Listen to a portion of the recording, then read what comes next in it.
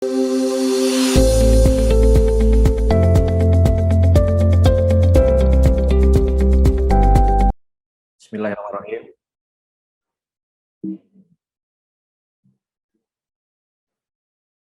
Ya, tema malam ini passion ya, passion. Passion gimana apa dari passion bisa bisa jadi bisnis gitu ya. Kalau saya lebih ke apa ya? Fokus gitu ya. Apa yang lagi apa yang pengen kita fokusin gitu. Apa yang pengen kita fokusin, apa yang kira-kira jadi apa keahlian kita di situ itu bisa jadi sumber penghasilan, bisa jadi bisnis juga gitu kan.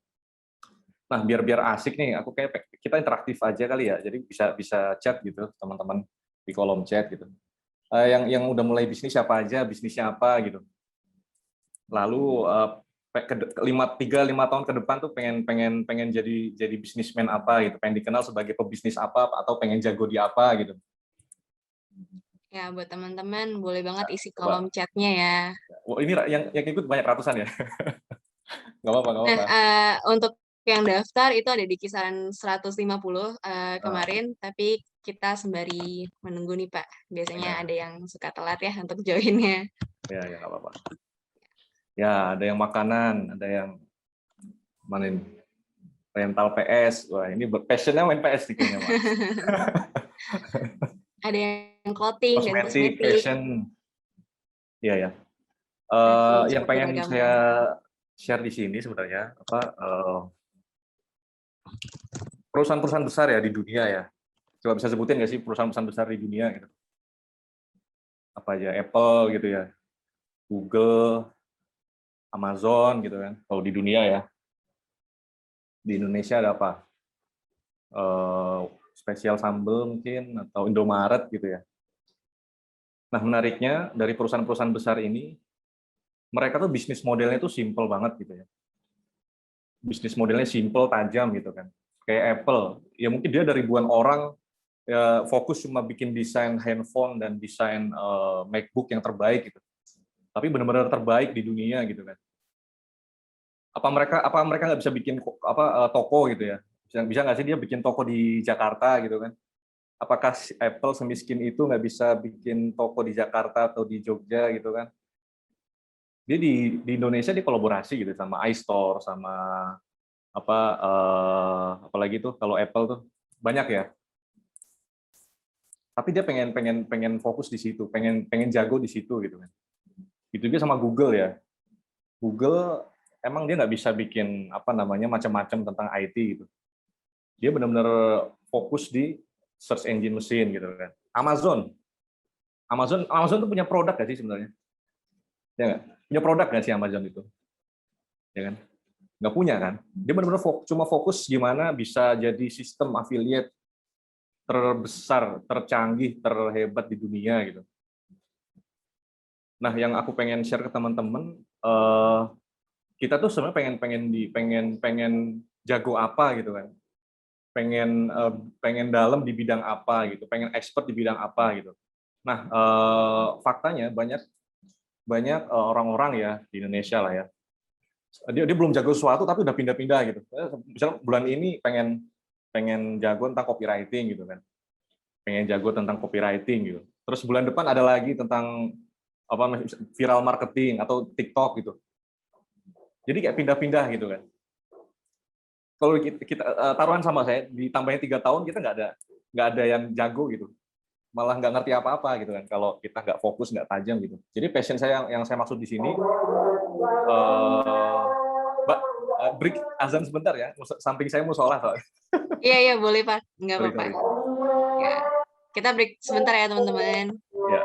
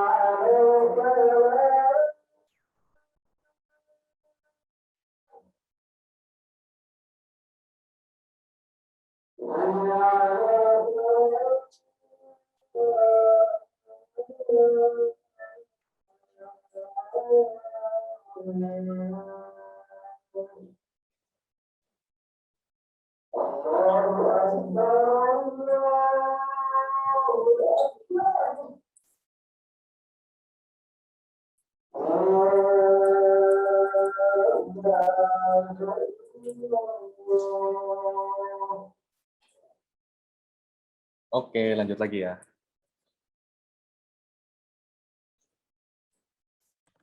Oke, Pak Nazir, silakan Pak.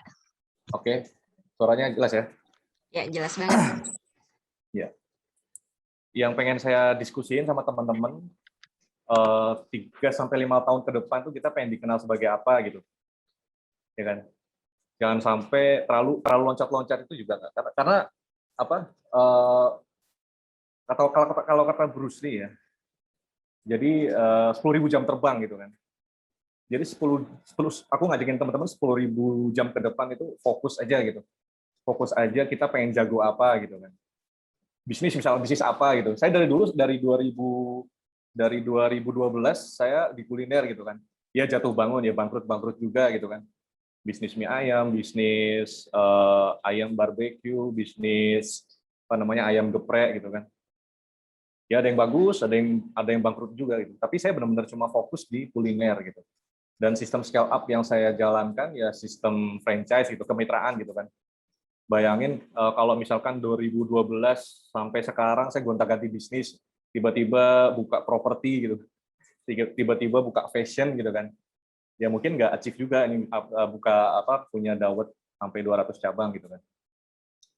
Gitu sih. Nah, coba ramein kolom komentar gitu.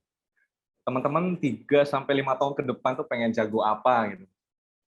Ya, pengen bisa di bidang apa, pengen dikenal siapa misalnya Mbak Erika tuh pengen kalau dikenal sama orang tuh apa gitu. Oh, si jago ini Mbak Erika gitu. Mas Ali mau tukang jualan makanan gitu. Ya enggak? Mas Rasif sebagai apa gitu.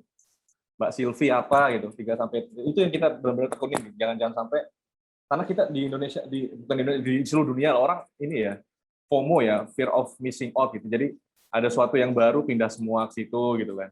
Baru bisnis bisnis fashion tiba-tiba booming trading, pindah ke situ semua gitu kan.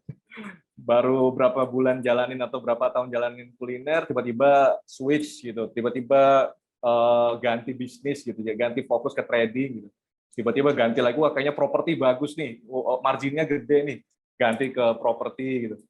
Wah kayaknya kuliner asik ya, kayak semua orang butuh makan, ganti lagi ke kuliner gitu. Jadi taruhan sama saya 3 tahun nggak ada yang jadi malah gitu.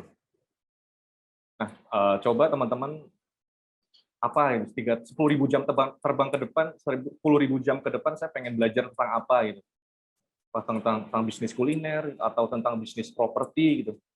Atau saya mau jago copywriting gitu. Ada juga gitu. Saya kenal sama orang ya, nggak perlu saya sebutin namanya. Dia dulunya admin gitu di perusahaan teman gitu ya. Perusahaan teman saya, cuma admin CS aja gitu. Cuman kan dia tertarik sama satu hal, sama copywriting ya. Dia benar-benar tertarik sama copywriting. Dia di-challenge sama leadernya, sama bosnya, kamu harus expert nih. Harus expert jadi copywriter gitu.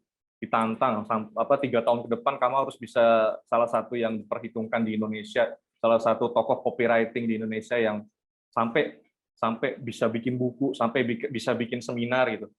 Ya sekarang jadi gitu orangnya. Karena dia nggak pindah-pindah, dia nggak tiba-tiba jadi digital marketing gitu, dia nggak tiba-tiba jadi desainer gitu kan.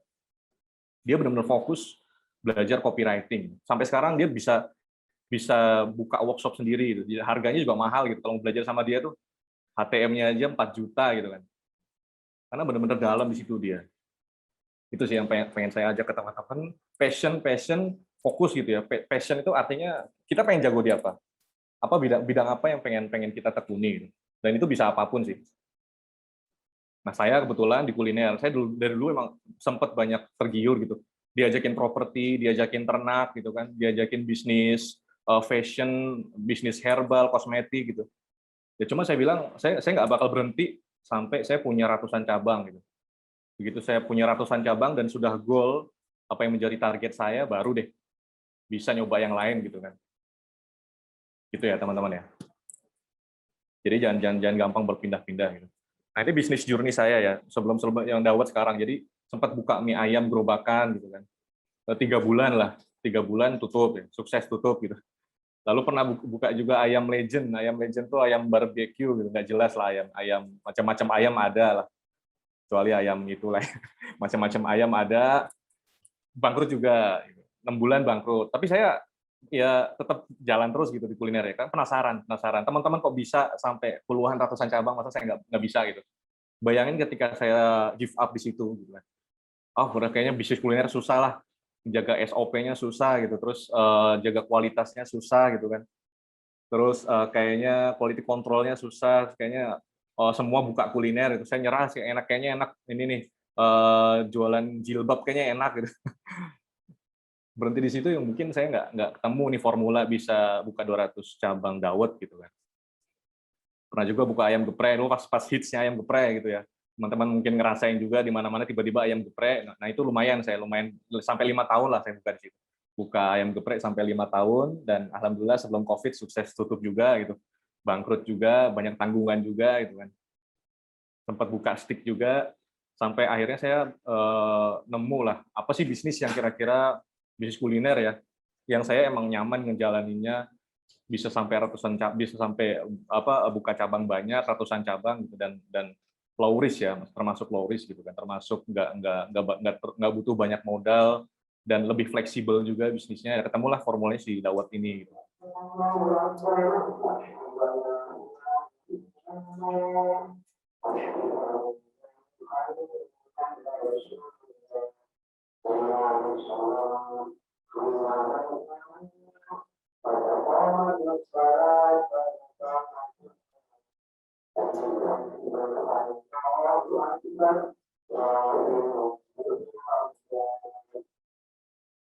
Ya, di Dawet gitu kan, karena saya mikirnya Dawet gerobakan, apalagi gerobakan ya, kayaknya lebih fleksibel ketika misalkan kita buka suatu tempat nih, tempatnya misalkan di depan Indomaret, di Superindo atau di food court, misalkan nggak bagus, bisa pindah gitu kan. Kalau gerobakan fleksibel ya. Nah kalau model resto agak susah juga. Kita udah nentuin tempat, udah budget sewanya mahal gitu kan. Ternyata pas buka sepi, wah kan ruko nggak bisa dipindah ya. Kalau gerobak kan bisa kita pakai pickup segala macam gitu. Itu sih saya akhirnya nemu formula yang bisa bisa bisa mengantarkan saya ke target saya punya ratusan cabang ketika saya buka Dawet. Dan kenapa Dawet? Karena saya mikir saya nggak mau lagi buka bisnis yang musiman ya, kayak tren sesaat gitu. Kayak ayam geprek saya rasa cuma kayak tren sesaat, cuma kayak apa tiba-tiba booming gitu kan, semuanya cari ayam geprek, semuanya buka ayam geprek gitu kan. Tiba-tiba ya udah apa ya nggak sebagus dulu gitu kan. Saya nggak mau bisnis yang cuma musiman. Kenapa saya milih Dawet? Karena Dawet ya dari dulu sampai sekarang orang minum Dawet gitu ya. Cendol lah kalau Jawa Barat ya, kalau di Jawa Tengah tuh Dawet gitu kan. Cendol, Dawet ya lagunya si siapa yang udah meninggal tuh. Cendol, Dawet gitu kan. Terus cilok, saya juga lagi merintis cilok juga. Cilok dari dulu sampai sekarang orang kan nggak pernah hilang lah jualan cilok di mana-mana kita temuin kan. Ya udah saya bisnis yang dari dulu sampai sekarang orang tuh nggak, ya masih makan, masih minum gitu. Nggak tiba-tiba hilang gitu kayak es kepal Milos, apalagi tuh es pot es krim pot itu pernah ya, Hips juga. Terus apalagi banyak lah ya. Saya pengen bisnis yang long term gitu.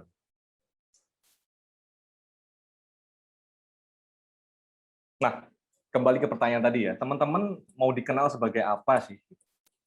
Konten kreator kah, copywriter kah, advertiser kah, brand expert kah, atau bisnis kuliner kah, properti, atau jago marketing, jago membangun tim, animator gitu. Saya punya teman yang di Jogja ya, dia jago banget ngebangun tim gitu. Kalau punya tim itu sampai gila-gilaan eksekusinya gitu kan. Sampai rela nginep di kantor berbulan-bulan gitu. Kalau belum achieve target dia nggak pulang gitu.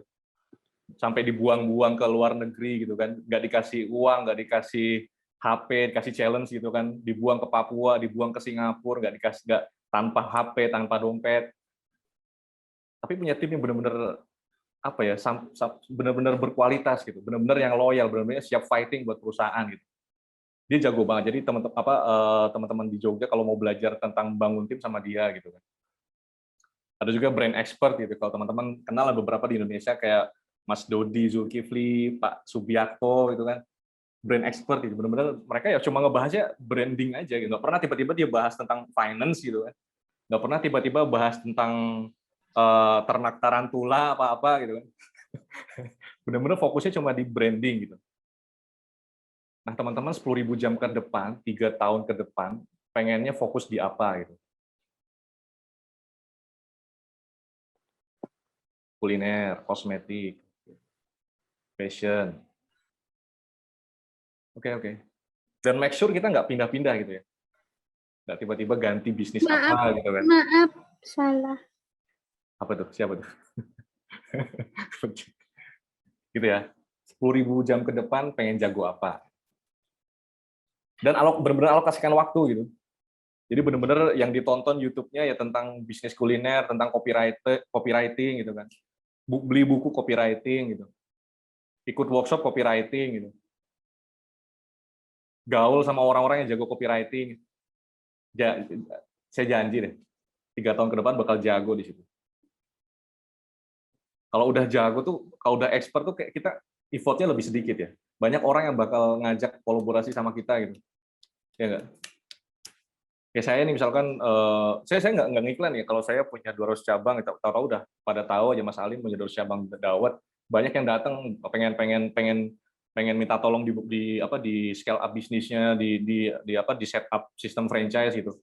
Nah, kalau kita udah expert di bidang itu kayak ya udah nggak susah-susah lagi kita kolaborasi sama orang, kita bakal dicari sama orang gitu. Ya nggak? Gitu sih. Jangan tahu-tahu lulus kuliah belum bisa apa-apa, tahu-tahu udah umur sekian belum jago, tahu-tahu udah nikah belum bisa skill apa gitu. Apalagi ini rata-rata masih muda ya. Apa udah pada berumur kayak saya? Kayaknya rata-rata masih muda gitu. Mumpung saya penyesalan saya dulu pas kuliah itu saya cuma kuliah doang gitu, kayak kuliah, jajan, makan, pulang gitu kan. Ya mungkin pas zaman saya kuliah dulu dunia bisnis atau informasi digital belum kayak sekarang ya. Dulu tuh ya fokusnya gimana kita bisa lulus kuliah, dapat nilai bagus, IPK bagus gitu kan. Saya nyesel nggak sempat belajar dulu. Saya belajar bisnis baru pas lulus gitu. Benar-benar buka langsung bangkrut gitu. Nah, mumpung teman-teman nih baru banyak yang masih kuliah, masih belajar gitu kan. Jadi kayak kuliah itu benar-benar ada satu skill yang pengen kita fokusin. Ada satu keilmuan, ada satu fokus yang mau kita pertajam gitu. Habis lulus kuliah tuh udah jadi, kita tinggal misalnya buka agensi atau benar-benar udah bisa bisnis ini, benar-benar udah jago di situ gitu.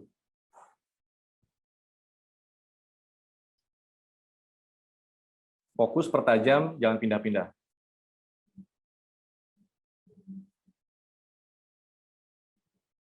Pakaian, barbershop, oke. Menarik nih barbershop. Mas Jacob nih. Arfa, di Mas Jacob dari mana? Di Jakarta ya? Ada Arfa Barbershop nggak di Jakarta? Di Jogja barbershop Arfa ya, dari dulu.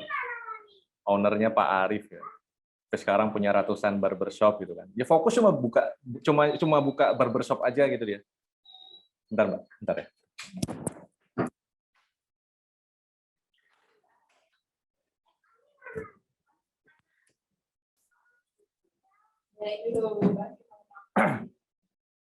Dari 2010 ya bisnisnya cuma barber, sekarang jadi gitu. Di Jogja yang franchise-nya juga banyak gitu. Nah, setelah kita udah tentuin nih pengen apa fokus kita atau passion kita yang kira-kira mau kita fokuskan 10.000 jam ke depan, 3 tahun ke depan, baru itu kayak goalnya tuh dimasukin ke alam bawah sadar ya. Saya kemarin menarik baru ikut workshop alam bawah sadar lah, workshop apa namanya istilahnya ya. Ya intinya apa target kita, apa goal kita tuh di situ workshopnya dibahas gitu kan. Nah menariknya kita tuh kayak jarang nulis goal kita apa gitu. Ya nggak? Goal teman-teman apa gitu, targetnya apa. Goal itu ditulis ya. Kayak ditulis saya pengen ini true story ya, kayak saya mencapai 200 cabang ini saya udah nulis goal itu di tahun 2019 gitu kan. Tahun 2019 saya sama istri sama tim saya nulis gitu. Harus achieve 200 cabang dawet kemayu gitu kan. Ketika tulisnya insya Allah masuk ke alam bawah sadar gitu. Jadi kayak tiap hari kita visualisasikan itu bangun tidur. Jadi kita tulis aja goalnya. Goalnya apa aja ditulis gitu kan. Pengen punya mobil Rubicon gitu. Pengen jago ini, pengen punya cabang ini sekian gitu kan. Tulis benar-benar ditulis terus masuk tiap hari dibaca gitu. Kita afirmasikan benar-benar divisualisasi itu kayak. Karena alam bawah sadar tuh kayak nganterin kita ya. 90% kan apa tindakan kita dan semesta itu kayak terjadi atas alam bawah sadar kita gitu. Nah, begitu teman-teman udah nentuin nih mau jago apa, pengen apa sih targetnya 3 tahun ke depan, saya pengen jago di digital marketing, oke. Tulis gitu kan. Benar-benar ditulis, setiap hari dibaca.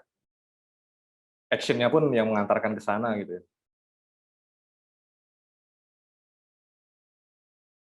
Nah, kalau kata si Bruce Lee kan tadi sempat saya bahas ya. I fear not the man who has practiced 10,000 kicks once, but I fear the man who has practiced one kick 10,000 times gitu. Paham ya maksudnya ya?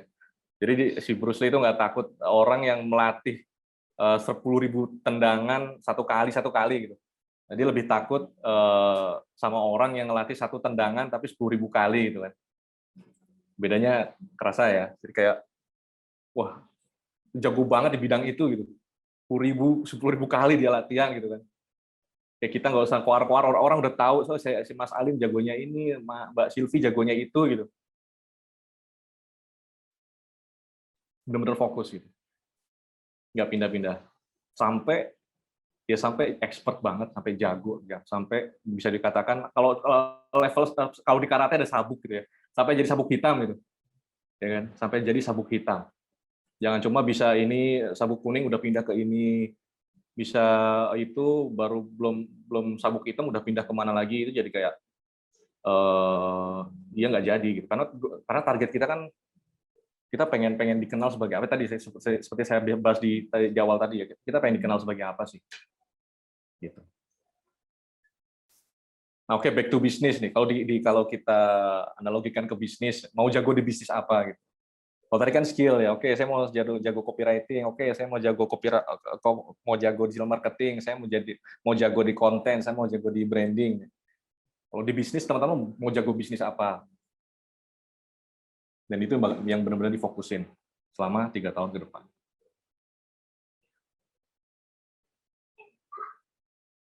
Nah, setelah kita tentukan mau bisnis apa, baru senjata marketing apa sih yang akan dipakai untuk perang. Nah ini kalau teman-teman ikut workshop kelas marketing ya, banyak banget marketing itu banyak banget ini. Ada Google Ads, ada Facebook Ads, YouTube Ads, TikTok, viral marketing, reseller, keagenan, franchise, service excellence, deal making gitu. Teman-teman tadi banyak, ada yang kosmetik, ada yang fashion, ada yang makanan, kuliner segala macam. Nah, untuk senjata marketingnya mau fokus di mana? Jangan FOMO ya, jangan kayak lagi viral TikTok pindah ke TikTok gitu. Lagi viral apalagi nih? Pokoknya kayak takut lah ini Google Ads, tentuin satu aja. Satu yang bakal jadi senjata marketing teman-teman gitu. Google Ads kah, Facebook Ads, YouTube Ads gitu. Kalau saya di franchise ya, benar-benar metode scale up saya di franchise. Gitu. Dari dulu saya dari 2012 benar-benar sampai sekarang saya ngejalaninnya cuma franchise gitu. Google Ads juga ada, Facebook Ads juga ada, cuma bukan saya yang ngerjain. Ada tim gitu. Nah, kalau teman-teman masih merintis, fokus di satu deh. Benar-benar kayak jago di situ gitu. Reseller, keagenan, apa Google Ads atau service excellent gitu. Di bisnisnya apa yang mau dijadiin senjata marketingnya atau apa, fokus di situ sampai benar-benar berhasil menghasilkan. Kecuali kalau timnya udah banyak ya. Mungkin teman-teman juga ada yang timnya udah ratusan, udah ribuan orang. Mungkin ya 10 orang fokus di Google gitu kan. 10 orang fokus di Facebook, 10 orang fokus di YouTube gitu. Itu nggak apa-apa. Cuman kalau timnya masih sedikit gitu kan. Satu aja gitu.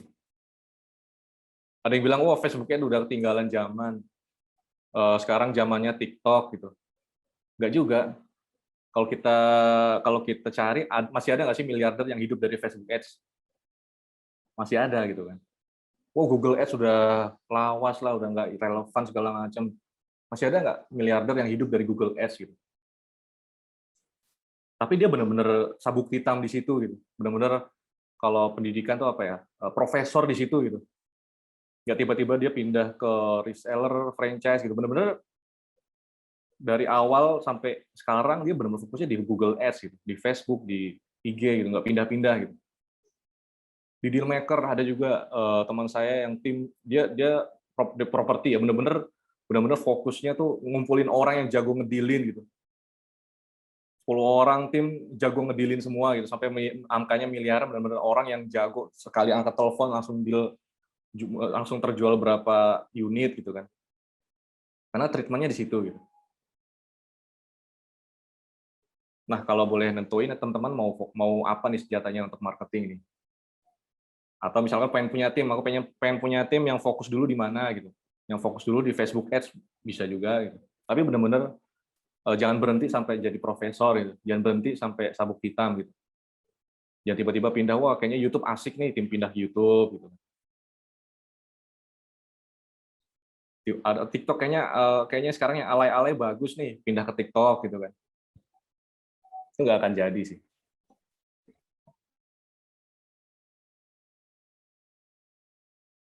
Gitu.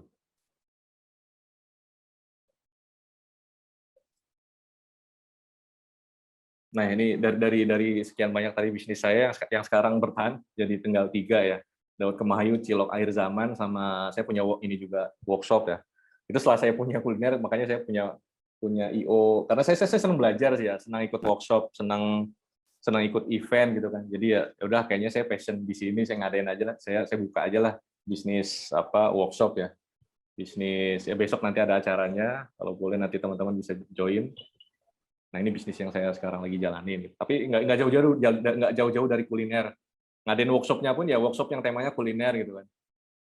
Nggak tiba-tiba pindah jadi workshop trading atau apa gitu. Nah, storytelling perjalanan bisnis, dulu sempat buka mie ayam gerobakan ya. Modalnya juga lumayan gitu. Cuma 3 bulan doang gitu. Ya, waktu itu baru lulus kuliah sih, tiba-tiba langsung buka bisnis, kayak kaget, nggak tahu gimana caranya ngatur karyawan, nggak tahu gimana caranya marketing gitu. Lalu sempat buka habis tutup mie gerobakan, buka ayam legend, nggak jelas juga gitu. Jadinya ayam kayak logonya aja kayak komik ya, kayak komik anak-anak nggak sih? 6 bulan tutup gitu. Lalu sempat bagus di pas buka ayam geprek ya. Sempat buka Thai tea juga. Jadi sebelum booming Thai tea saya udah buka Thai tea gitu. Tapi kok nggak laku ya? Karena momentumnya nggak pas kali. Pas buka Thai tea sehari cuma laku 8 cup gitu kan. Sehari cuma laku 10 cup gitu. Itu saya tutup, tiba-tiba saya buka ayam geprek ya.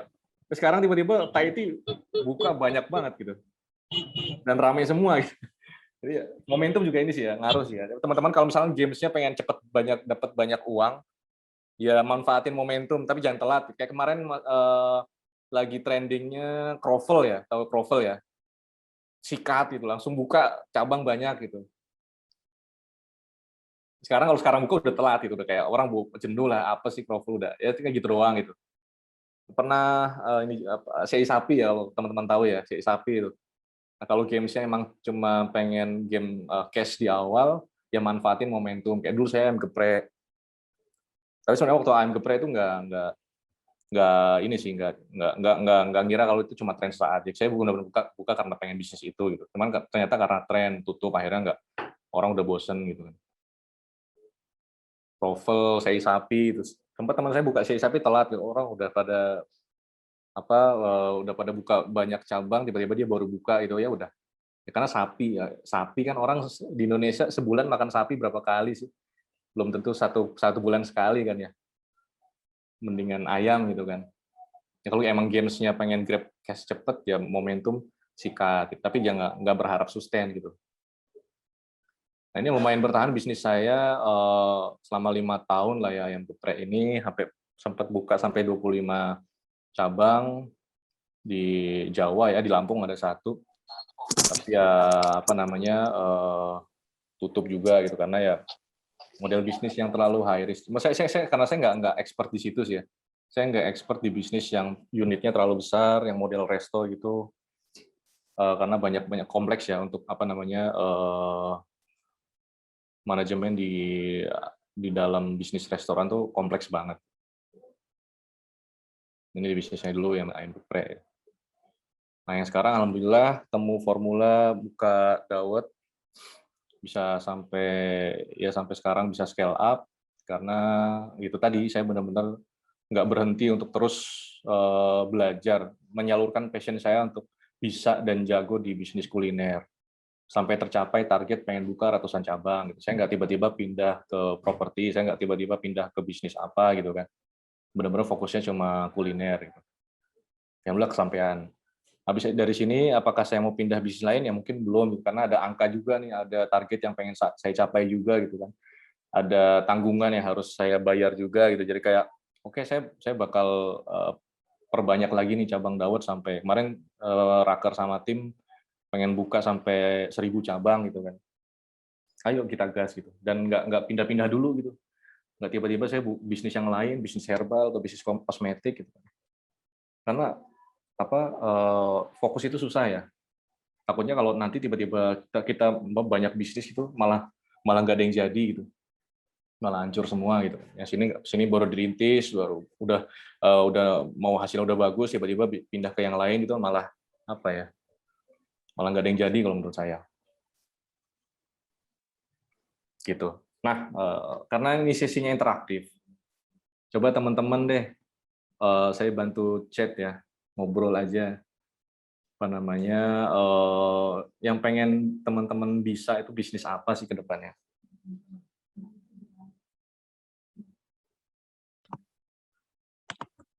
Karena ke depan ini habis ini tuh kayak bahasanya bisnis banget gitu, kayak takutnya melenceng dari fokus passion tadi ya. Ini kalau ke depan saya lanjutin nih, ini udah fokusnya ke teknis bisnis sih. Nah, saya pengen ngejaga nih, kita ngebahas benar-benar ke passion dan fokus gitu.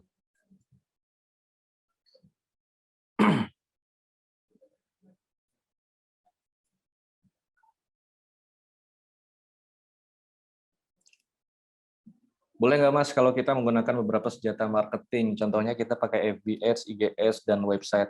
Boleh aja sih Mas, boleh. Tapi itu tadi ya, kalau misalkan tim kita masih sedikit, fokus dulu di satu deh, apa yang kira-kira jago di situ. Gitu. Kalau emang timnya udah banyak, kayak tadi saya bilang ya, Facebook Ads benar-benar 10 orang di situ gitu, atau benar-benar ada yang fokus di situ, dia nggak boleh pindah-pindah gitu kan. Di website kita benar-benar ada orang di situ gitu, dan nggak pindah-pindah. Gitu. Saya juga dulu fokusnya cuma di Facebook ya, karena tim masih sedikit kan. Fokusnya cuma di Facebook, tapi udah sekarang alhamdulillah udah lumayan timnya. Ada yang fokus di Google Ads gitu ya. Udah ada beberapa orang yang fokus di Google, baru kita buka lagi divisi viral marketing, baru saya rekrut orang viral marketing gitu. Tapi satu dulu apa yang kita pengen jago di situ, ya Mbak Dinda Lestari. Marketing franchise itu seperti apa ya Pak? Marketing franchise itu waralaba ya, kita benar-benar yang iklanin franchise, iklanin waralaba, kemitraan lah ya, kemitraan. Jadi bisnis kita benar-benar lisensinya dijual.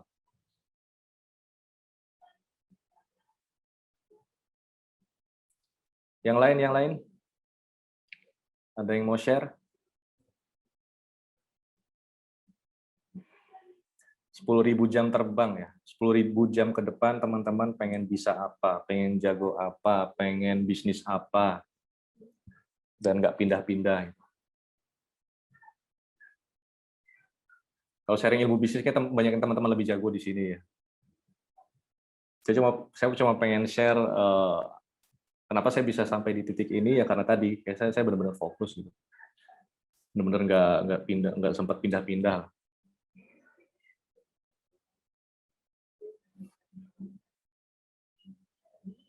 Passion sama editing apa nih Mbak Miftah nih? Mau video kah atau apa? Dipilih dulu mungkin ya. Mau fashion dulu apa editing dulu gitu? Apa editing make up?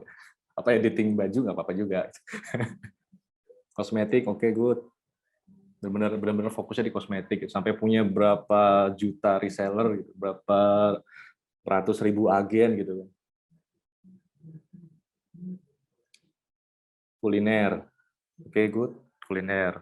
Pengen apa? Makanan apa minuman? Fokus juga.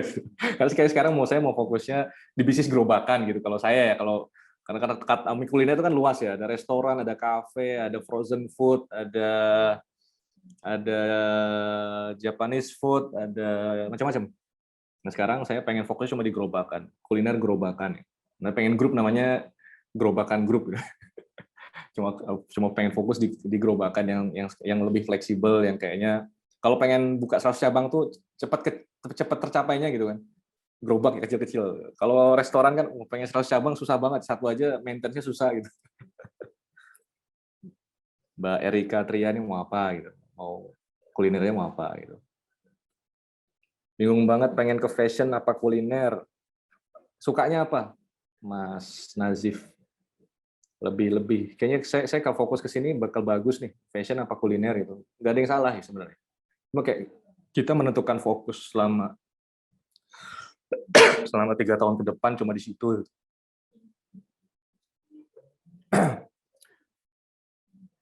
Public speaker yang profesional, oke, good. Oke, good. Sampai buka kelasnya itu blue ocean banget sih, Mas. Mbak Dinda ya, blue ocean. Di Indonesia belum banyak orang yang bisnis public speaking ya, ngadain workshop public speaking gitu. Ada si Mary Riana, cuman kayaknya dia nggak fokus di situ ya. Mary Riana tuh dulu sempat buka kelas public speaking, cuman kayaknya sekarang beralih ke properti. Gue kayak orang tuh sampai kayak gini nih, oh aku pengen jago public speaking, oke tempatnya Mbak Dinda aja deh, dijamin bisa aku belajar di dia bisa jago gitu, udah melahirkan banyak public speaker yang bagus gitu.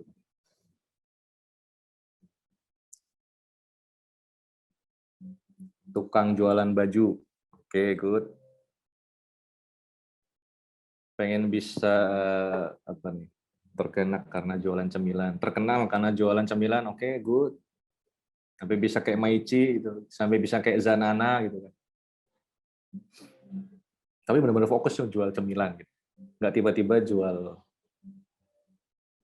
parfum gitu. Erigo, guys. Yang punya Erigo bukan nih, Mas Yuga nih. Saya belajar dong, Mas. Erigo bisa keren banget, gimana, Mas? 5 tahun ke depan saya ingin dikenal sekali di usaha makanan dan pendidikan saya. Oke. Apakah sudah punya tim di pendidikannya sendiri atau makan? Karena dua bidang ini, makanan dan pendidikan itu dua dunia yang berbeda ya, Mbak Erika ya. Kalau ada yang bisa fokus di salah satu, better kayak gitu. Misalnya makanan dulu kah atau pendidikan dulu yang mau digas gitu sampai bisa kayak ruang guru gitu. Targetnya simpel aja sih targetnya. Nomor 1 di Indonesia. Kayak kalau saya Dawat Kuai saya kayak top of mind brand minuman tradisional di Indonesia. Udah simple gitu. Jadi saya nggak bakal berhenti sebelum dawet Kemayu jadi top of mind gitu di Indonesia kan. Jadi kayak orang mau minum dawet, mau minum cendol, ingatnya dawet Kemayu. Sesimpel itu gitu. Fashion, kosmetik, oke.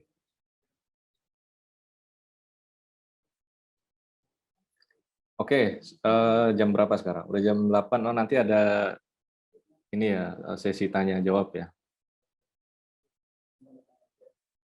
Oke. Dilanjut dulu aja deh ya.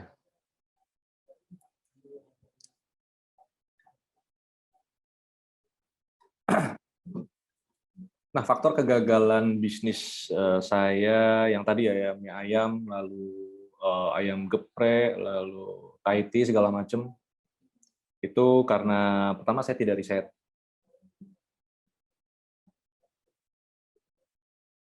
Ya, saya nggak riset, lalu saya juga nggak upgrade, saya nggak punya strategi, saya nggak punya relasi, saya minim soft skill.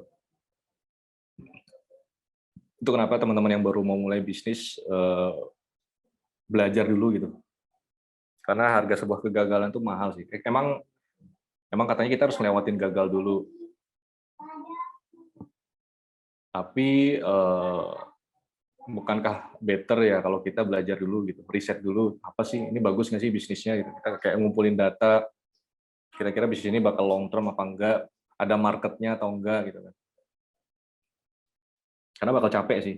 Sama-sama capeknya sih kalau kita lompat-lompat bisnis, kita main hajar, sikat, dibanding kita belajar dulu gitu berapa bulan, berapa tahun, kita belajar langsung kita buka, itu capeknya sama. Cuma ya bedanya satu capek menghasilkan, satu capek buka tutup gitu. Teman-teman mau fokus yang mana?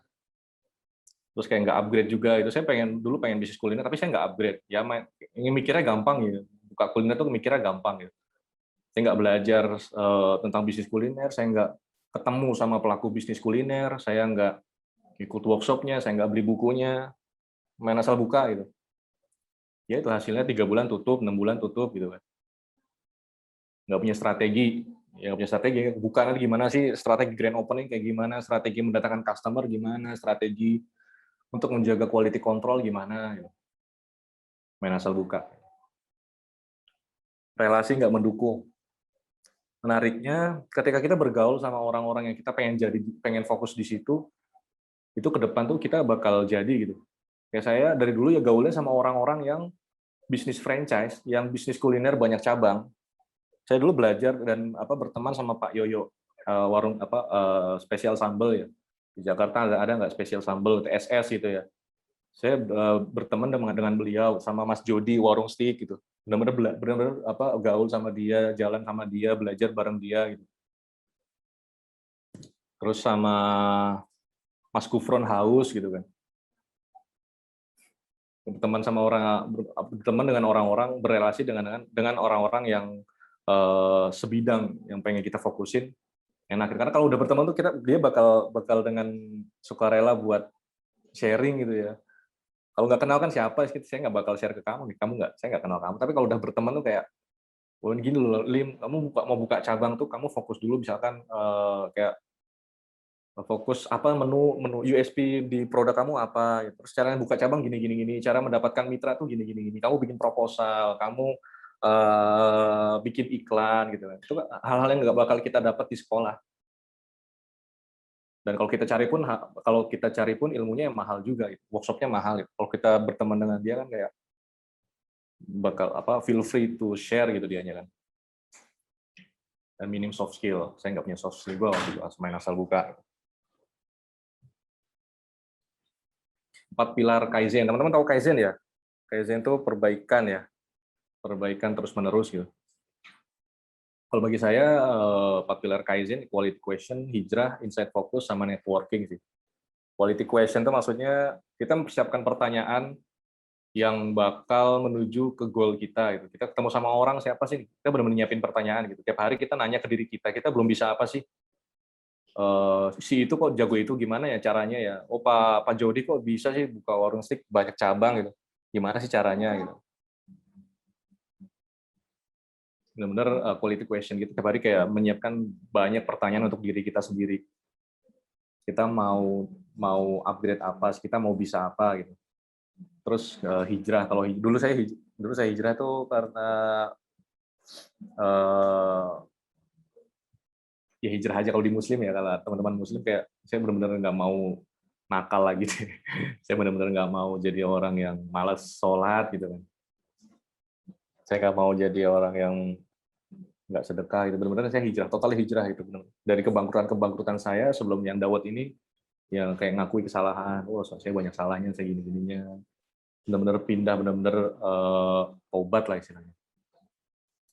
Insight fokus, dan fokus ke dalam diri, upgrade ya. Insight fokus kayak kita upgrade diri sendiri gitu. Benar-benar target satu hari satu buku gitu. Seminggu harus ketemu sama satu orang gitu. One week one coffee gitu. Satu minggu kita ngopi sama orang yang pengen kita belajar dari dia, gimana cara bisa ketemu sama dia, gimana bisa nongkrong sama dia, belajar sama dia gitu kan. Sama networking tadi ya.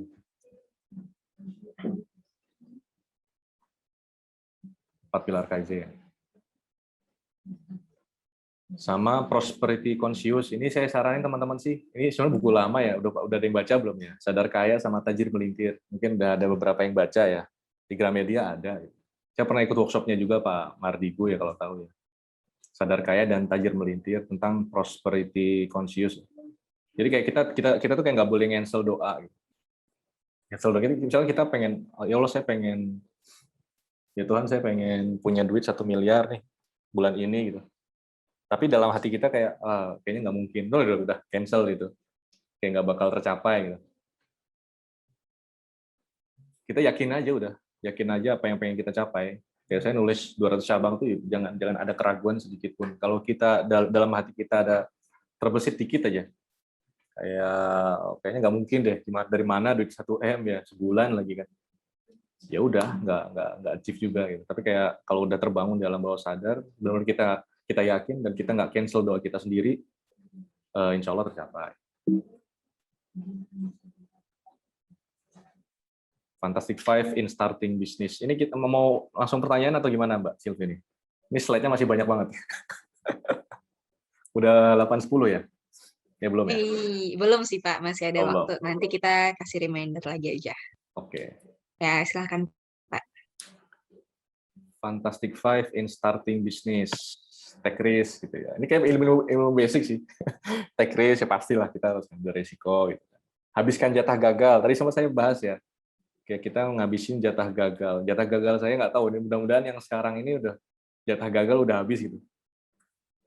Karena teman saya juga Mas Sabtuari dia bilang kalau kita belum habis jatah gagal kita ya bakal terus dapat kegagalan gitu. Sampai kapanpun. Jadi kayak mending kita sekarang jor-joran deh. Hajar gitu. Terus kita coba gitu. Gagal coba lagi, gagal coba lagi. Tapi fokus ya. Beda kalau gagal pindah-pindah nanti bakal lebih banyak ininya gagalnya. Tapi kalau kita gagal tapi fokus cuma di satu bidang bakal cepat sih. Gitu.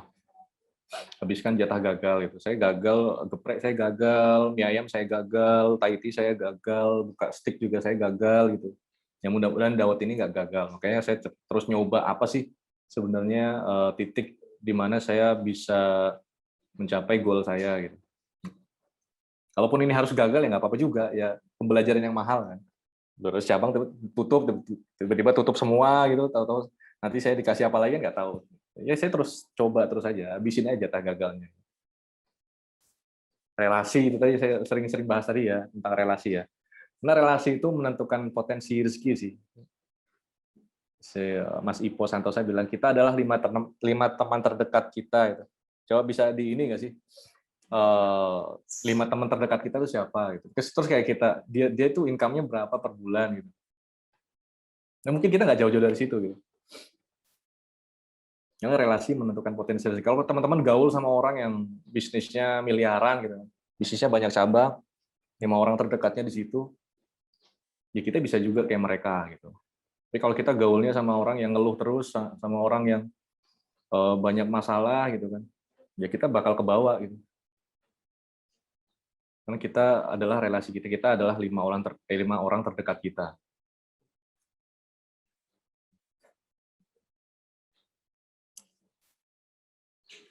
berkomunitas, cari teman dengan minat yang sama gitu. Misalnya ikut komunitas kuliner, ikut komunitas franchise gitu kan. Teman-teman apa tadi ada fashion, benar-benar ikut komunitas fashion, ikut workshopnya fashion gitu. Bisnis ya kumpul sama orang-orang bisnis, pengen jago digital marketing ya kumpul sama Immers gitu ya. Pengen jago konten ya kumpul sama konten kreator gitu kan.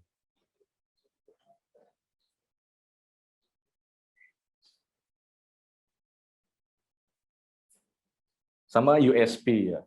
Yang saya mau bahas unique selling proposition. Mungkin teman-teman juga udah sering dengar lah apa sih USP atau bahasa gampangnya diferensiasi ya. Ketika kita sudah nemuin pola nih, nemuin bisnis apa yang mau kita iniin, kita harus punya USP sih. Apapun misalkan kita pakar branding atau kita pakar copywriting, kita punya kita punya diferensiasi yang orang nggak punya. Biar kita nggak jadi komoditas, ya kan? Kalau kita nggak punya USP, misalkan kayak saya dulu buka geprek, ya udah sama kayak yang lain, gepreknya gitu-gitu aja gitu. Ya mungkin saya nggak bakal, ya udah ya sama lah geprekmu sama kayak yang lain gitu. Dulu geprek saya ada saya varian kasih kuahnya gitu, benar-benar saya bikin beda sama yang lain gitu. Dawet saya pun sekarang gitu. Dawet kenapa saya bisa ini? Ya saya beda. Orang-orang pakai santan, saya nggak pakai santan dawetnya. Makanya fiber cream lebih sehat, rendah kolesterol gitu kan. Yang penting beda aja gitu. Kalau kata si Panji kan sedikit berbeda lebih baik daripada sedikit lebih baik kan. Kita punya USP, punya diferensiasi kita sendiri gitu. Nah, itu harus dibangun sama teman-teman. Buka kosmetik USP-nya apa gitu. Misalkan sekali make up langsung cakep gitu. Buka fashion pas di segala ukuran badan gitu atau apa misalnya USP-nya apa gitu. Murah tapi kualitas Eropa gitu. Kayak Erigo kan ya. Murah tapi brandingnya bagus gitu. USP, USP keren very good. Wardah gitu, kosmetik tapi halal gitu kan. Nggak ada yang ini nyaingin gitu. Apalagi gitu. USP itu harus dibangun sama teman-teman. Value-nya apa? Numbuh brewok ya, sekali oles langsung banyak panjang brewoknya gitu misalkan.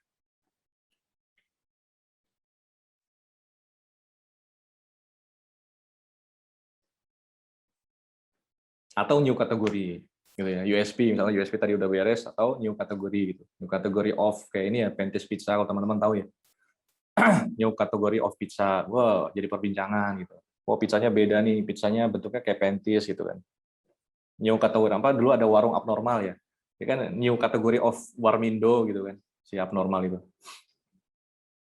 mie gacoan ya di sana ada nggak mie gacoan, mie gacoan new kategori of tempat nongkrong tapi murah dan menunya anak muda banget gitu. Dibikin new kategori. Sekarang saya bikin kan new kategori of dawet ya. Dawet yang begini saya bikin dawet yang tanpa santan gitu kan. Bisa dibikin modern gitu. Orang kan terkesan kalau dawet kan deso gitu ya, tradisional gitu. Kampungan, nah kita bikin modern gitu. New kategori of. New kategori. Nah apa nih teman-teman yang mau dibikin new kategorinya gitu.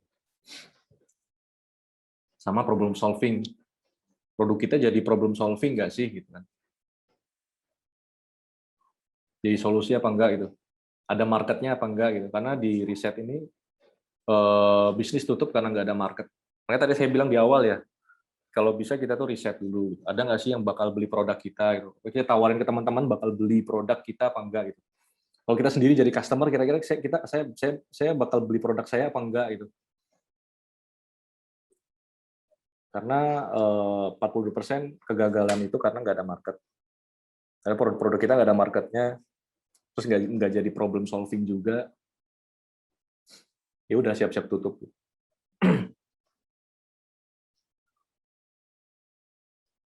Business is problem solving. Kita kayak Aqua ya, dia kan problem solving ya. Orang zaman dulu belum bisa ya apa masak air yang malas bawa kemana-mana, Aqua hadir dengan packaging bisa dibawa kemana-mana gitu. Google juga problem solving, gitu. Nyari apapun sekarang ada, udah kayak Tuhan gitu kan. GoFood juga problem solving gitu. Traveloka, Choose and Care, semua problem solving. Jadi usahakan teman-teman bisnisnya bisa jadi problem solving buat customer dan punya USP tadi ya, diferensiasi ya. Kalau udah punya itu, benar-benar fokus pertajam di situ, jadi insya Allah. Dan nggak pindah-pindah beberapa tahun ke depan, 10.000 jam kerja, 10.000 jam terbang, bakal jadi gitu.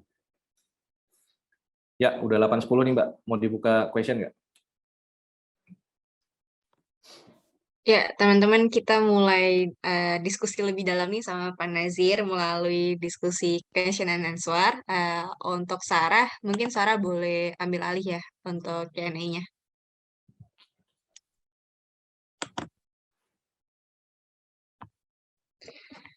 Halo Sarah, ini kayaknya agak disconnect nih. Agak hilang sinyalnya Sarah atau di aku doang nih Pak ya? Oke, Coba, oke, itu oke. jelasin.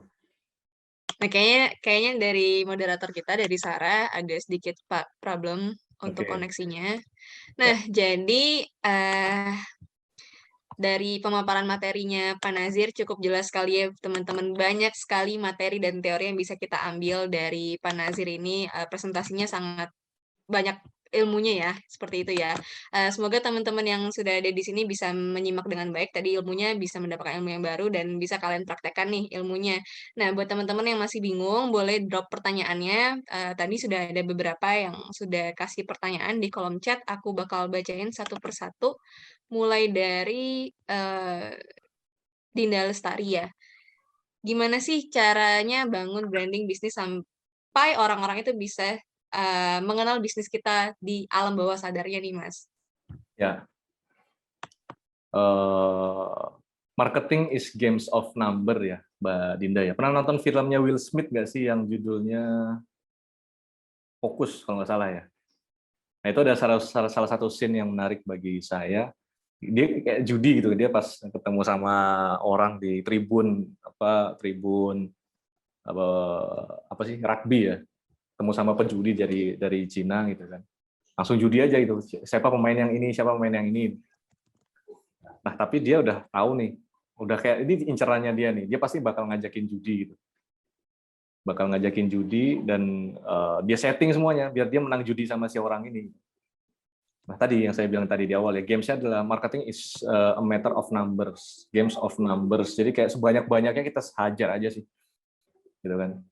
Kayak teh botol sosro sampai sekarang walaupun udah perusahaan besar iklan gitu kan. Di TV dia iklan, dimanapun distribution channelnya bagus, di mana-mana dia ada gitu. Benar-benar kita hajar dari semuanya, dari sosmednya, dari iklannya, dari endorsement segala macam. Dan bikin sesuatu yang menarik kayak di film tadi ya, di Will Smith tadi.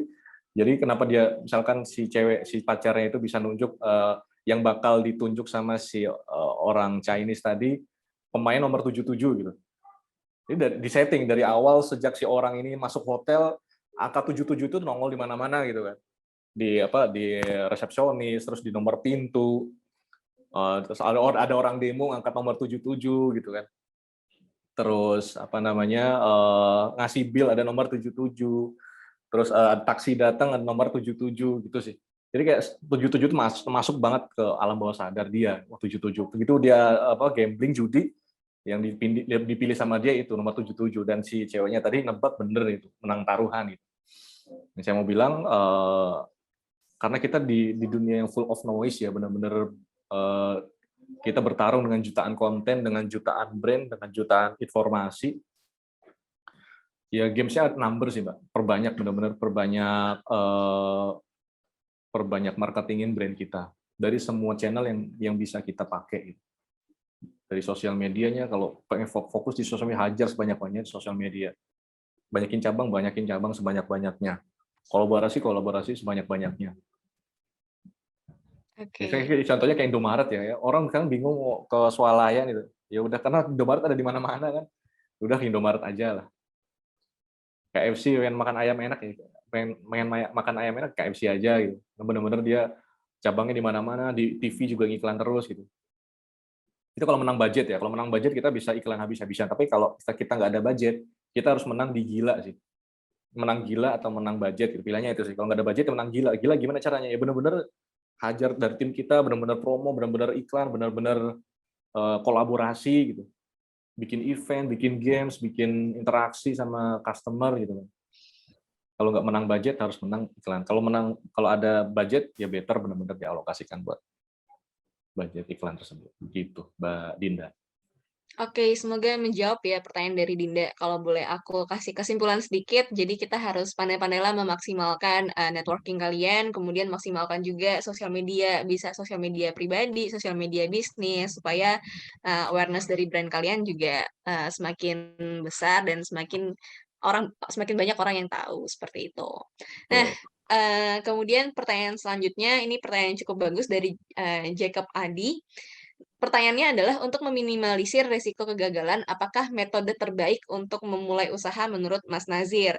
Mulai dari kemitraankah atau franchise atau nekat langsung aja build business on our own brand gitu. Karena mengingat untuk Pak Nazir sendiri kan sekarang luar biasa ya punya franchise sebanyak 200-an franchise dan itu terjadi dalam 2 tahun saja tuh, Pak Nasir. Mungkin boleh sekalian share juga tips atau apa sih yang Pak Nazir lakukan supaya bisa membantu Jacob Adi ini?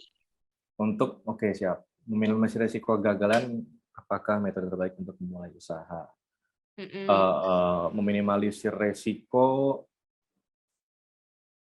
kalau kita nggak misalnya nggak punya budget ya, atau misalkan pengen nggak buang-buang budget, kita bisa nyoba untuk jualin produk orang dulu gitu. Kayak kita latihan marketing dulu gitu kan. Mhm. Jualin produk orang, misalkan orang punya apa ya kita bikin kontennya. Tapi menurut apa yang pengen kita fokus ya, pengen jago di kuliner, yuk kita jualin produk kuliner orang dulu gitu. Joinan atau gimana, bahkan bisa sampai kalau teman saya sampai ekstrimnya, sampai ketika dia mau bisa sesuatu, dia sampai kerja di situ gitu. Misalkan dia pengen buka kafe, dia sampai ngelamar jadi barista dulu gitu. Sampai tahu apa sih seluk-beluk bisnis kafe kayak gimana gitu kan. Jadi kayak ada trial error, ada kita spend waktu buat kita memperdalam dulu sih. Ketika udah oke, dirasa kita udah paham, udah ngerti, baru bebas kita mau, itu kayak meminimalisir resiko bagi saya gitu. Jadi kayak jangan langsung asal buka, kita bisa coba-coba jualin produk orang. Franchise juga menurut saya gambling juga sih, karena kan kalau kita nggak tepat milih franchise-nya, ya bakal nggak bagus juga. Misalnya kayak ini ya tadi ya ada booming saat langsung kita hajar nih, ada bisnis profil, wah kayaknya bagus nih, kita ikutan beli franchise-nya, taunya cuma sesaat doang gitu. Kan ini juga ya tricky juga gitu. Jadi menurut saya untuk meminimalisir resiko, coba diperdalam dulu, terus kalau bisa kita bantu jualin produk orang. Kalau kenapa bisnis itu skill yang pertama kali harus harus pertama kali diinstal itu marketing sih ya. Kalau jualan ya, kalau sebagai pebisnis nggak bisa jualan, nggak bisa ngejualin produk kita tuh kayak agak susah nanti. Tapi kalau kita udah bisa jualan, kita udah punya skill marketing, enak gitu. Mau jualan apa aja bisa. Gitu ya, Mas Jacob ya. Untuk meminimalisir gitu sih. Jangan langsung buka gedean gitu, jangan langsung tiba-tiba buka ini, buka itu, bahkan dipelajari dulu. Bahkan kayak tadi teman saya, kalau perlu kita terjun ke dalamnya dulu deh, ikut orang teman punya kafe udah nimbrung dulu gitu, berapa bulan di situ gitu. Orang punya apa di situ, kita kerja dulu di situ gitu kan. Nah udah benar-benar mappingnya udah bagus, baru kita buka. Jangan kayak saya dulu, gitu. Ada modal, sikat, belum ikut siapa-siapa, belum belajar apa itu, bangkrutnya juga gede-gedean juga gitu. Semoga membantu. Oke, ya. Jadi nggak perlu mulai dari yang big step banget, tapi boleh mulai dari langkah-langkah yang simple gitu. Contohnya joinan sama temen atau cari tuh yang bisa kalian masukin bisnisnya, bisa ikutin bisnis journey-nya orang gitu ya. Semoga menjawab untuk Mas Jacob Edi. Selanjutnya nih, Sarah udah balik, udah fine nih koneksinya kayaknya. Boleh dilanjutin sama Sarah ya? Oke, untuk Silakan. selanjutnya ada pertanyaan dari Fioren Loventa.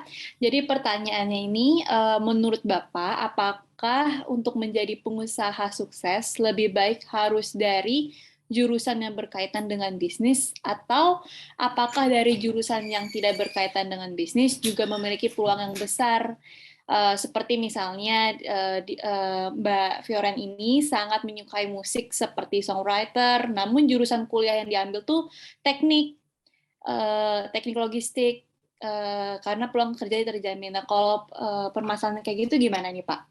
Oke, nice question. Ya, kayak tadi saya bilang pas di awal ya, kita tuh kayak kuliah tuh sebenarnya kuliah tuh kayak kita cuma nyenengin orang tua ya nggak sih? Banyak banget mahasiswa tuh kayak salah jurusan gitu. Saya dulu bukan bisnis, Mbak Fioren. Saya dulu jurusan saya sosiologi, coba. Sosial politik. Tahu tuh jualan dawet, jualan ayam kan nggak nyambung ya. Tapi nggak masalah, nggak masalah di situ. Jadi ya kita kuliah niatin kita nyenengin orang tua, S1 lulus gitu. Nah itu tadi saya bilang, ketika kuliah itu kita benar-benar tentuin apa yang pengen kita jadi di situ. Kita ketika pengen bisnis ya udah kuliah sambil kita belajar bisnis, ikut komunitas bisnis, belajar gitu. Satu hari satu buku bisnis gitu. Satu bulan beberapa kali ikut workshop bisnis gitu. Jadi sih, jadi nggak harus kita dari jurusan bisnis, nggak harus. Bahkan nggak harus kuliah pun nggak harus. Banyak pebisnis juga yang dia cuma lulus SD. Mas Tomli Wafa gitu, kalau tahu ya, yang punya handmade SBY Crazy Rich Surabaya gitu. Istrinya cuma lulus SD gitu kan. Dianya cuma lulus SMP apa SMA gitu. Ya jadi orang bisnis juga gitu. Jadi pendidikan bagi saya, karena di Indonesia ini polemik sih ya. Kayak kita sistem pendidikannya kayak kita dipaksa untuk bisa banyak hal gitu. Bagi saya nggak fair sih. Kayak kita di SMA tuh harus bisa IPA, harus bisa IPS gitu. Kita nggak diarahkan untuk kita bisa jago di apa. Karena ujung-ujungnya kita ujung-ujungnya lulus itu bakal cari duit ya. Tapi selama kita sekolah tuh kayak nggak diajarin gimana cara cari duit gitu kan. Nah itu sih yang pengen saya share ke teman-teman. Oke, kuliah tuh diniatin kita nyenengin orang tua deh. Nah tapi kita harus peduli sama diri kita sendiri juga. Jadi kayak jangan cuma kuliah gitu. Bener-bener setelah kuliah langsung kita ikut nimbrung di mana, nongkrong di mana, ketemu sama siapa gitu kan, belajar sama siapa, baca buku apa gitu, nonton YouTube apa gitu kan, ikut workshop apa gitu. Gitu sih, Mbak Fioren. Saya sosiologi, Mbak. Nggak nyambung kan ya. Politik jualan dawet kan gitu. Semoga membantu.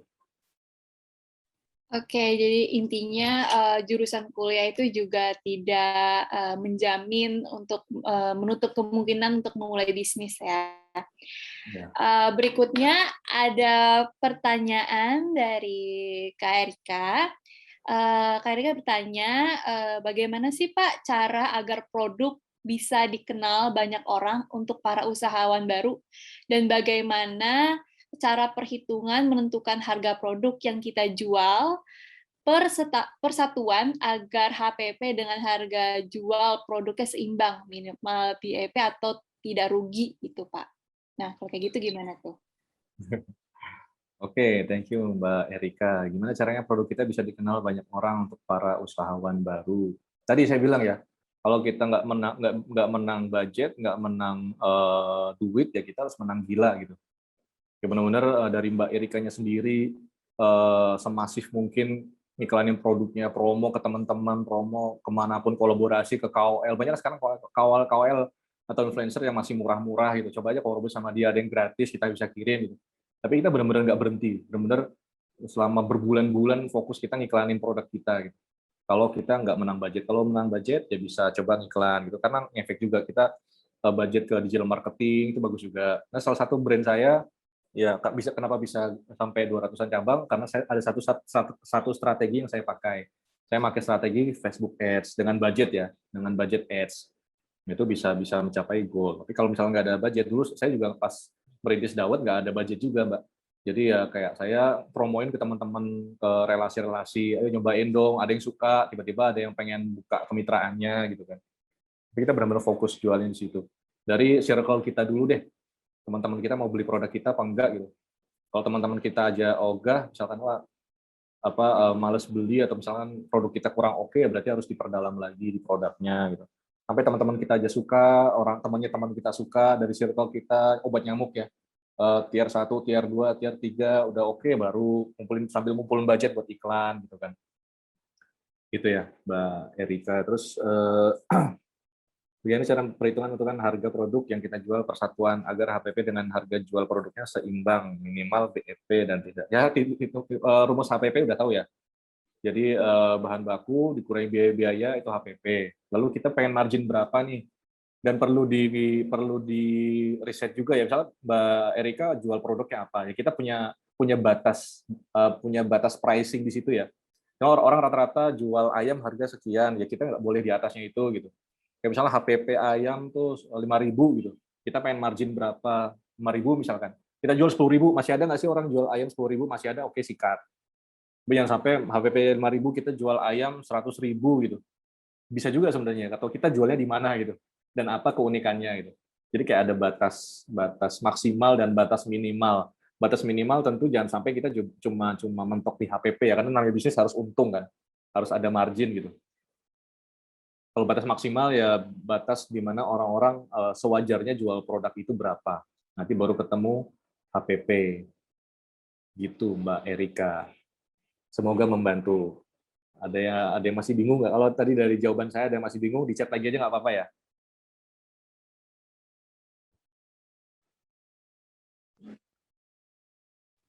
Oke, kalau begitu kita next ke pertanyaan berikutnya. Jadi pertanyaan dari Rashif menanyakan nih, Pak, gimana sih sebagai pembisnis yang menjalankan usaha yang bentuk kerjasamanya itu franchise, dan bagaimana cara Bapak meyakinkan orang lain buat buka franchise dari bisnis Bapak? Mungkin ada tipsnya, Pak? Ya, kasih Mas Rasif ya. Menjalankan usaha yang bentuk kerjasama franchise. Cara meyakinkan orang lain, kita sendiri harus yakin dulu sih Mas Rasif. Jadi kalau saya prinsip, saya nggak bakal jual kemitraan yang saya nggak yakin produk saya bakal laku. Jangan sampai kita jual kemitraan yang kita buka, kita belum tes market, tahu-tahu udah langsung di franchise. Kan banyak soalnya franchise kayak gitu ya. Ya tadi yang cuma booming sesaat gitu kan. Itu bagi saya nggak fair sih buat orang lain. Karena orang lain tuh pengen beli franchise kita ya karena yakin jualannya bakal laris ya nggak sih. Pertama kita sendiri harus yakin. Ketika kita yakin, makanya sebelum saya franchise kan, saya 1 tahun trial error dulu Mas Rashif. Saya 1 tahun itu nggak langsung saya buka kemitraan. Saya 1 tahun benar-benar saya tes market, ada yang beli nggak sih produk saya gitu. Saya ikut bazar dulu ya. Kalau teman-teman tahu bazar kuliner ya, benar-benar saya cuma ikut dari bazar ke bazar. Ada bazar di mall mana saya ikut, ada festival kuliner di mana saya ikut. Sampai saya yakin, oke nih, setiap bazar kok rame, banyak yang bilang enak, banyak yang bahkan sampai yang nanya, ini di franchise kan apa enggak Mas? Gitu. Setelah 1 tahun, ya kayaknya udah saatnya kita coba buka kemitraan nih. Karena dari produk sendiri udah market fit ya. Dari produk sendiri orang akhirnya udah dengan harga segitu orang mau beli gitu, dan repeat order ya. Yang paling penting repeat order sih. Jangan sampai orang cuma beli sekali gitu. Orang di awal ternyata dia nggak nyobain lagi, dia nggak beli lagi gitu. Berarti kan karena bisnis sustain itu dari repeat order ya. Orang beli, besoknya dia beli lagi gitu. Dia merekomendasikan ke temennya gitu. Karena kita sustain dari situ. Kalau cuma orang beli sesaat, ya udah tinggal nunggu tutup aja. Gitu sih. Jadi cara meyakinkan orang ya kita sendiri harus yakin, terus trial dulu sih. Benar-benar di trial deh. Nggak harus 1 tahun sih, bebas sih. Kalau saya waktu itu ya karena saya pengen benar-benar aman, saya 1 tahun atau misalnya teman-teman berapa bulan juga oke. Kayaknya oke nih. Produk saya layak untuk dijual, layak untuk di-franchise-kan, baru di-franchise-kan. Dan cara meyakinkannya pun ya dari konten sih. Saya ada tim konten ya. Ada tim konten, ya saya bikin konten video. Pas saya ikut bazar, saya video tuh ada customer pada ngantri gitu kan. Di videoin, nah itu yang diiklankan. Dan testimoni orang yang emang udah nyobain produk kita minta testimoni dia, kita rekam, kita shoot videonya atau screenshotnya, itu buat meyakinkan mereka. Dan kalau udah ada mitra yang buka dan mitra itu berhasil, kita minta testimoni dia gitu. Kayak alhamdulillah saya buka Dawet Kemayu, penjualan rame satu hari laku sekian cup gitu. Nah itu di videoin, didokumentasikan. Nah itu bisa jadi bahan konten kita, bahan iklan untuk iklan kemitraan. Gitu Mas Rashif ya. Semoga membantu. Oke, kita lanjut ke pertanyaan yang terakhir dari Chan Gavina. Jadi pertanyaannya ini, Bagaimana sih cara membranding sebuah produk yang belum mempunyai nama, dan lalu saat gagal kan kita mulai dari nol lagi nih. Nah, pastikan kita harus utang-utang lagi dan segalanya untuk membuat suatu produk yang lain. Gimana caranya kita mengelola modal yang sedikit tersebut? Nah, Ya, gitu. oke, Mbak Chandra, Mbak apa Mas ya? Chandra Vina, oke. Bertanya bagaimana cara branding sebuah produk yang belum mempunyai nama. Lalu saat gagal kan kita mulai dari nol. Oke, good. Eh, belum punya nama. Brand itu soalnya nama ya, Mas atau Mbak Gavina ya. Brand itu nama. Jadi kita nentuin dulu apa yang mau di branding, karena kalau nggak ada brand, nggak ada nama, agak susah di brandingnya. Nanti orang nyebutnya apa gitu, ya kan? Misalkan mau makan soto ini nih, soto apa namanya? Nggak tahu, di pohon itu, misalnya di samping toko itu, gitu. Ya mungkin yang di branding akhirnya ya tokonya, bukan punya kitanya gitu. Jadi kayak kita tentuin dulu deh, nama brand kita apa, apapun bisa sih. Yang penting ada nama aja. Kalau kata Pak Subiakto kan, semua yang punya nama berhak menjadi brand. Jadi semua yang punya nama bisa jadi brand. Bahkan nama kita sendiri pun itu branding ya, bisa jadi branding. Dewa Eka Prayoga ya brandnya bisnis online gitu kan, copywriting gitu. Pak Subiakto brandingnya ya dia pakar branding gitu. Jadi saran saya, Kak Chan Gavina, coba dikasih nama dulu produknya apa. Kasih nama baru di branding gitu. Karena kalau nggak ada nama agak susah juga nge-brandingnya. Terus lalu saat gagal kita kan mulai dari nol. Nah pas kita pastikan kita harus utang-utang lagi untuk membuat suatu produk yang lain. Nah gimana caranya kita untuk kelola modal yang sedikit. Saya dulu juga gitu sih, Kak ya. Saya gagal benar-benar nggak ada modal. Eh, nah pas nggak ada modal itu justru saya jadikan momentum buat saya ketika saya buka lagi dengan modal yang sedikit bisa jadi gitu, bisa bisa bagus jualannya gitu kan. Jadi kayak eh, sebenarnya oke, modal itu utama juga sih, cuman skill yang kita punya itu juga lebih dari modal duit sih kalau menurut saya ya. Kayak dulu saya ketika saya bangkrut geprek, saya udah dikenal pebisnis kuliner. Jadi pas dawet ini banyak yang ngajakin untuk joinan, saya dikasih modal, dipinjemin modal gitu, bagi hasil gitu kan. Nah bisa juga nih bagi hasil sama teman. Yang penting kayak kita punya konsep, kita punya konsep bisnis yang buat kita sendiri oke, yakin untuk ngejalaninnya, lalu coba kita ajak siapa kayak teman, saudara, segala macam buat kolaborasi gitu. Dia modalnya, kita skillnya, bisa gitu juga kan. Dia modal, kita skill, nanti bagi hasil gitu. Jadi nggak melulu modal. Saya dawet ini hampir tanpa modal karena ya udah habis tadi modalnya pas saya buka geprek sama stick ya, tutup benar-benar habis. Saya benar-benar sisa modal dikit banget lah, cuma buat beli gerobak. Tapi ada relasi yang percaya kalau bisnis ini bisa bagus, ya dia minjemin modalnya. Buka di 10 titik di Jogja gitu. Alhamdulillah bisa bagus dan bagi hasil, dan dananya juga udah kita balikan gitu kan. Gitu sih. Jadi kalau modal yang sedikit itu kita bisa kelolanya dengan kita memaksimalkan apa yang kita bisa, skill kita di mana. Jangan langsung buka gede, nggak apa-apa. Buka online dulu di rumah juga oke. Buka apa kayak PO gitu juga oke gitu ya. Kita coba PO dulu deh di WhatsApp kita, bikin story PO nih. Saya buka nasi goreng unlimited daging daging onta misalkan, cuma 10 stok malam ini gitu. Coba deh gitu aja. Sampai benar-benar jadi perbincangan gitu kan. PO apa? PO saya bikin kaos unlimited nih. Cuma 20 stok nih. Ya kan? Bisa kayak gitu sih. Jadi nggak harus melulu dengan modal. Ya itu tadi saya bilang, kalau kita udah jago marketing, apa aja bisa dijual bahkan tanpa modal sekalipun. Gitu ya, Kak Gavina, semoga membantu.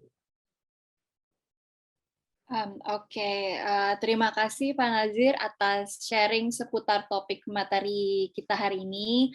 Ya. Tentunya sangat berguna dan bermanfaat sekali ya teman-teman untuk kita semua. Dan Sobat ES yang sudah menyimak jadi bisa mendapatkan ilmu-ilmu baru yang bisa kalian ambil dan dipraktekkan nantinya. Kalau boleh aku rangkum sedikit untuk materi webinar kita hari ini, ada beberapa hal atau poin-poin penting yang disampaikan tadi sama Pak Nazir. Pertama itu passion, konsisten, dan fokus yang selalu ditekankan oleh Pak Nazir untuk memulai suatu usaha ataupun bisnis, karena seperti yang Pak Nazir sudah sebut tadi, mungkin passion kita tuh bisa jadi lahan bisnis, dan konsisten, harus tahu walaupun jatuh bangun seperti Pak Nazir, tapi selalu konsisten di bisnis kuliner, dan juga selalu fokus dan mempunyai target. Sampai targetnya untuk yang bisnis terakhir ini mempunyai ratusan cabang dan sudah terrealisasikan. Dan mungkin Pak Nazir punya closing statement untuk teman-teman sekalian sebelum ditutup. Ya, lagi-lagi saya ulang, nggak bosan-bosan. Coba saya challenge teman-teman 10.000 jam ke depan, fokus di satu titik dulu, jangan pindah-pindah. Sampai orang tuh tahu siapa kita, gitu. Kita jago di mana. Gitu. Mbak moderator namanya? Parah. Mbak Farah, ini kenal sebagai apa sih? Sebagai jago public speaker, bisa benar-benar 10.000 jam ke depan belajar cuma tentang public speaking. 3 tahun ke depan cuma belajar tentang fashion, belajar tentang copywriter. Gitu. Apa yang pengen kita jago, insya Allah ketika kita fokus di situ bakal jadi. Ketika kita udah jadi, itu nggak bakal susah kita cari cuan, cari project itu nggak bakal susah lah. Kalau kita udah jago ya orang bakal nyari kita gitu. Tapi kalau kita setengah-setengah, kita terus bakal capek sih. Kita bakal terus capek cari kerjaan, capek cari bisnis apa yang bagus gitu. Gitu ya. Kalau kita udah jago, orang bakal nyari kita, bakal berebut lah kolaborasi sama kita. 10.000 jam terbang 3 tahun ke depan, pengen fokus di apa. Dan itu jangan sampai pindah-pindah. Sampai jadi baru mau ngapain lagi terserah. Gitu, Mbak Farah. Saya ulang-ulang lagi nggak apa-apa ya. Nggak apa-apa, biar mungkin Biar nancep. lebih diingat lagi oleh Oh ya, teman-teman sekalian. sama mental sih ya. Saya juga kalau bisnis kan selalu mental ya, benar-benar mental. Saya ngalamin beberapa kali ya ketika kita sudah mencapai sesuatu tuh banyak yang dikorbankan juga gitu. Apalagi kalau bisnis ya.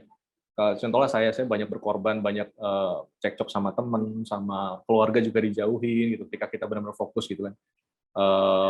Bangkrut juga ada materi yang dikorbankan gitu. Jadi jangan kaget ketika teman-teman emang pengen jadi di suatu hal, pengen mencapai goal, jangan kaget ada banyak yang dikorbankan. Itu that's cost sih, itu cost yang harus dibayar. Nggak ada entrepreneur manapun yang sukses tanpa ngorbanin banyak hal tuh nggak ada. Dia setelah melewati banyak kegagalan sih, banyak kesedihan, banyak darah dan air mata sih.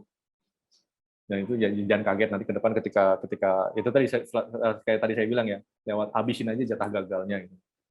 Dan jangan kaget ketika ada suatu hal yang nggak mengenakan di hidup, ya dinikmatin aja.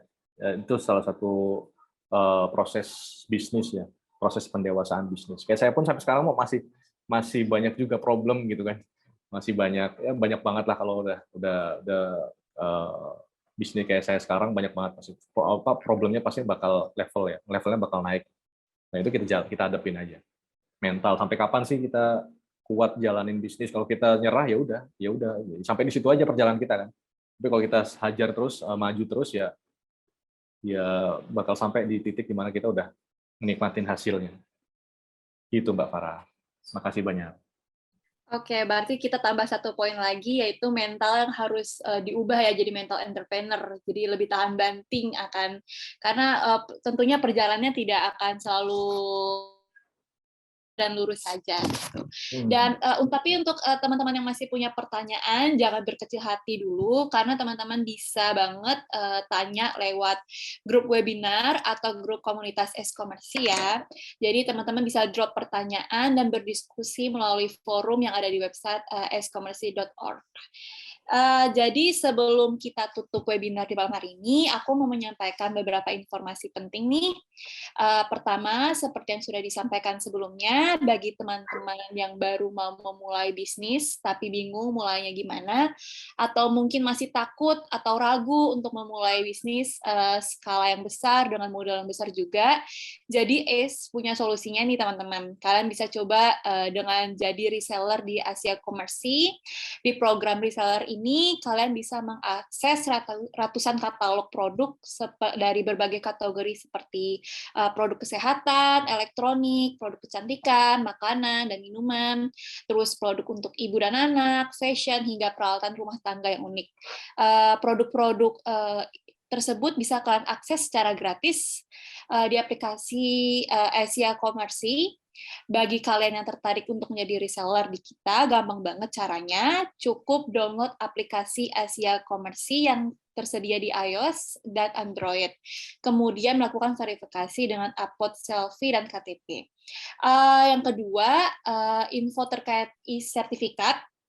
Jadi bagi kalian yang sudah mengikuti webinarnya dari awal hingga akhir acara, dan mengikuti semua persyaratan yang udah kita share di kolom chat, kalian bisa mendapatkan e-certificate attendees webinar yang akan dikirimkan melalui email paling lambat H+7 setelah acara ini selesai. Nah, semoga informasi-informasi yang sudah aku sampaikan barusan seputar peluang bisnis dengan program reseller ACE dan cara mendapatkan e-certificate dapat membantu para sobat ACE ya. Mungkin cukup sekian dari aku dan aku kembalikan ke MC. Oke, thank you Sarah, thank you juga untuk Pak Nazir. Sayang sekali nih Sobat Is, kita sudah ada di penghujung acara webinar hari ini karena keterbatasan waktu dan aku rasa ada beberapa pertanyaan juga yang nggak terjawab, tapi seperti kata Sarah, jangan berkecil hati, kalian bisa kasih pertanyaan kalian di grup webinar atau kalian juga boleh stalk akunnya Pak Nazir ya di Instagram ataupun akun untuk UMKM Growth Formula yang ada di Instagram juga boleh teman-teman stalk itu. Nah, terus seperti yang Sarah bilang juga jangan lupa untuk join grup komunitas kita karena kalian bakal dapat banyak sekali benefit seperti kalian bisa nikmatin free akses untuk berbagai jenis materi, ebook dan online course, kemudian kalian bisa dapat konten eksklusif in daily ya. Terus kalian juga bisa diskusi langsung sama mentor-mentor terbaik seperti Pak Nazir ini. Aku yakin banget kalian pada hari ini dapat ilmu yang sangat banyak ya. Berulang-ulang kali Pak Nazir bilang bahwa kita itu harus punya passion, kita harus kejar passion kita, kemudian kita harus punya 10.000 jam terbang, kalian mau jadi apa ke depannya, mau fokus di mana, terus punya mental entrepreneur juga seperti itu ya. Jadi aku yakin kalian bisa menerapkan konsep baru ini tidak hanya di kehidupan bisnis kalian, tapi kehidupan sehari-hari ketika kalian baru mau mulai kuliah dan segala macamnya. Aku yakin ini konsep ini bisa diterapkan seperti itu. Nah, karena kita sudah di penghujung acara, aku mau ucapin terima kasih banyak sekali lagi untuk Pak Nazir yang sudah meluangkan waktunya untuk mengisi webinar kita malam-malam begini ya. Dan untuk teman-teman Sobat E semua yang sudah hadir, keren banget karena sudah bersedia ikut webinarnya juga dari awal sampai akhir. Kalau gitu, kita tutup webinar hari ini. Terima kasih lagi sekali lagi buat teman-teman semua dan Pak Nazir. Sampai berjumpa di acara kita yang selanjutnya. Semoga teman-teman sehat selalu, Pak Nazir juga ya. Nah, thank Thank you. you teman-teman. Boleh untuk leave.